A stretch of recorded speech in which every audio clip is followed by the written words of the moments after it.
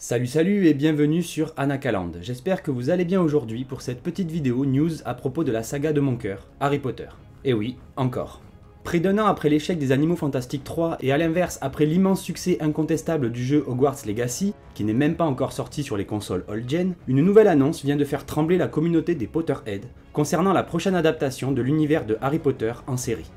Je vais donc rapidement revenir sur les possibles prochains films et séries de la licence par Warner Bros.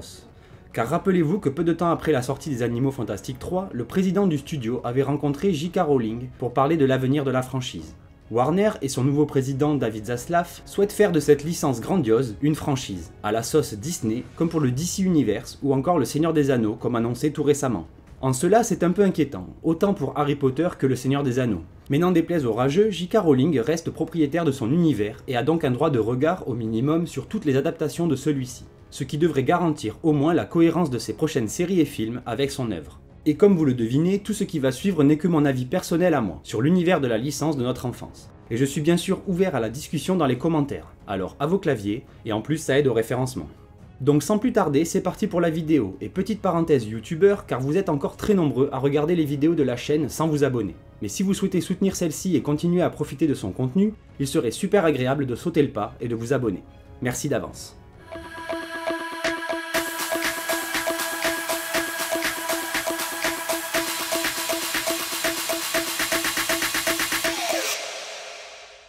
Pour commencer, je vais parler de ma plus grosse angoisse à propos de l'avenir possible de la franchise. Car comme je le disais, après la rencontre entre J.K. Rowling et le patron de Warner, j'ai eu quelques sueurs froides qui se sont mêlées à la joie. Bien que les possibilités d'avenir soient nombreuses pour l'univers, David Yates ne cesse de répéter dans les médias qu'il aimerait adapter la daube interstellaire qu'est l'Enfant Maudit. Cette pièce de théâtre à l'histoire sans queue ni tête, bourrée d'incohérences et je dirais même plus de trahison au livre Harry Potter, qui n'a même pas été écrite par l'autrice J.K. Rowling.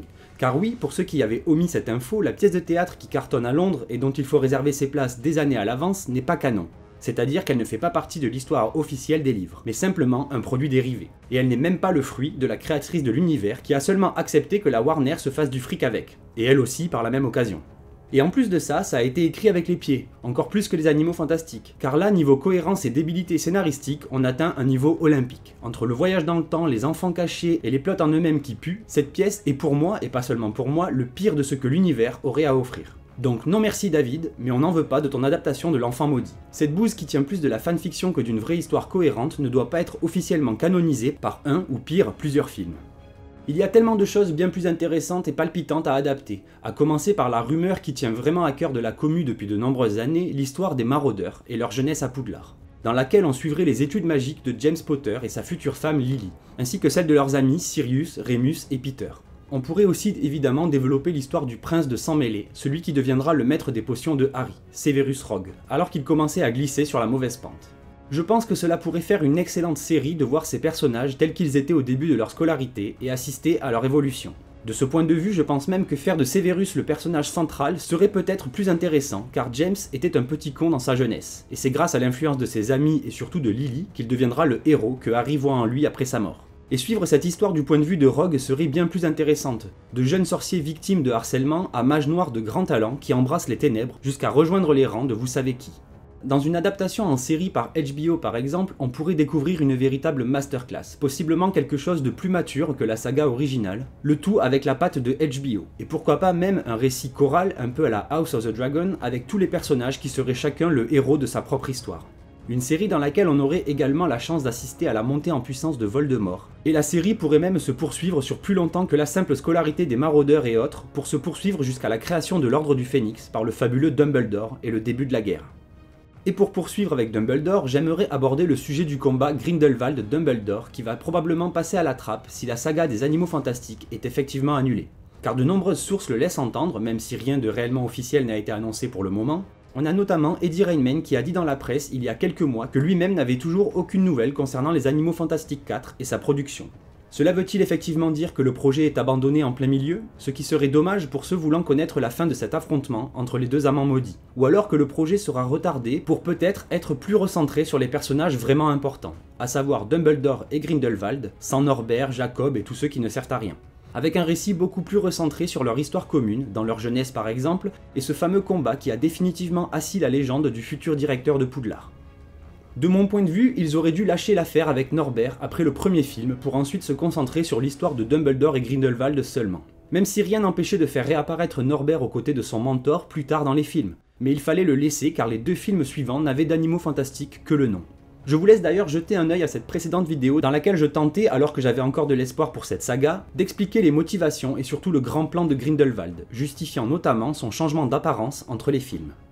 Ensuite, sur un ton complètement différent, on pourrait également avoir l'honneur de découvrir l'époque des fondateurs et ainsi assister à la création de la mythique école de magie par ceux-ci. Ou encore les origines de Merlin, grand sorcier devenu légendaire lui aussi. Et ce que l'on pourrait découvrir au travers de tout cela, c'est bien sûr la magie ancienne, découverte officiellement dans l'excellent jeu du studio Avalanche, Hogwarts Legacy. Jeu dont l'histoire semble effectivement être le prochain projet de Warner, dont le président, encore lui, a annoncé vouloir envisager une adaptation en série. En soi, je dis pourquoi pas, le jeu est plutôt bien concernant sa trame scénaristique principale, et même ses personnages secondaires sont très intéressants et mériteraient un meilleur développement. Je parle ici bien sûr d'Ominis Gaunt, ancêtre de Voldemort, Sébastien Palo et même l'ancien élève de Ouagadou, l'école africaine, Natsai Onai. Ou encore les professeurs qui sont très vite attachants dans le jeu. Même si je n'ai toujours pas compris quelle matière enseignait le professeur Fig, mais bon, n'hésitez pas à me le dire en commentaire si vous avez une idée.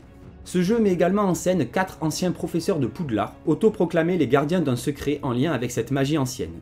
Donc pourquoi pas en apprendre bien plus à leur sujet également, ou alors directement au travers du personnage que l'on incarne dans le jeu, qui se retrouve embarqué dans ces intrigues liées à la magie ancienne, ainsi qu'à la guerre émergente contre les gobelins à la fin du 19e siècle.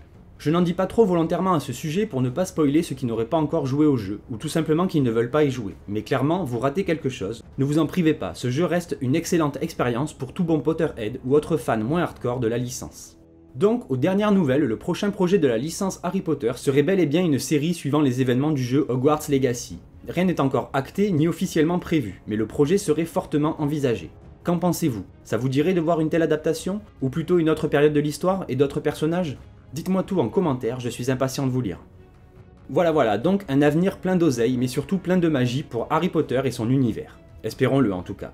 De même que pour le Seigneur des Anneaux, la Warner a décidé de franchiser ses univers les plus populaires et lucratifs.